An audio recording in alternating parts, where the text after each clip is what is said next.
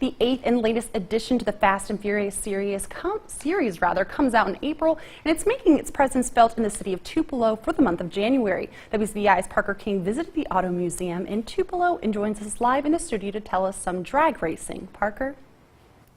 Selena, I got to sit in my favorite antique car, a Chevy Impala from the 1960s. But I'm not going to get started on that. What I am going to show you is the main attraction that was drawing people to the Tupelo Auto Museum.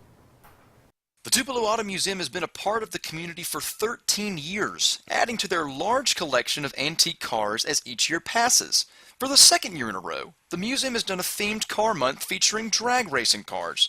This year, they were fortunate enough to have a one-day-only event with Eric Malone and his famous race car, the Prosecutor. My boss came down here last year to do their dragster event where they bring in a bunch of drag cars. Well, they asked me if I wanted to be a part of it. And Malone volunteered his time to tell visitors about drag racing. Local fans and employees were appreciative. It's been a blessing, you know, when you do it for a passion and somebody asks you to bring something that you've built or something you take to car shows, you know, it's a blessing to be able to do that. Malone says that his car received its unique name from an old racing buddy who gave the car its name from how Malone would win his races. From his many years as a racer, another friend of Malone's asked if he would like to have his car in the upcoming film, Fast and Furious 8.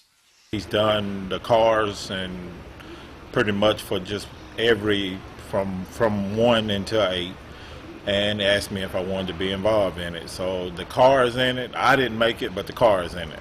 From this set video shared by Malone, we were able to see the Prosecutor among the almost $17 million worth of high-tech cars. Right about there.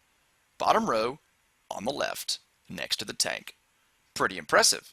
What's even more impressive is that Malone says the Prosecutor is among the fastest in that group in the 8th mile race.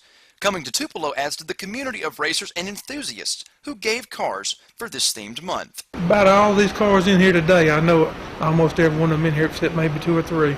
And they got passion for cars like I do and had a willingness to get out and bring them, and they love to do the same thing I do. Malone heads to Georgia in 2 weeks to the Lights Out race to show others that the Prosecutor is more than just a show car. In Tupelo, Parker King, WCBI News.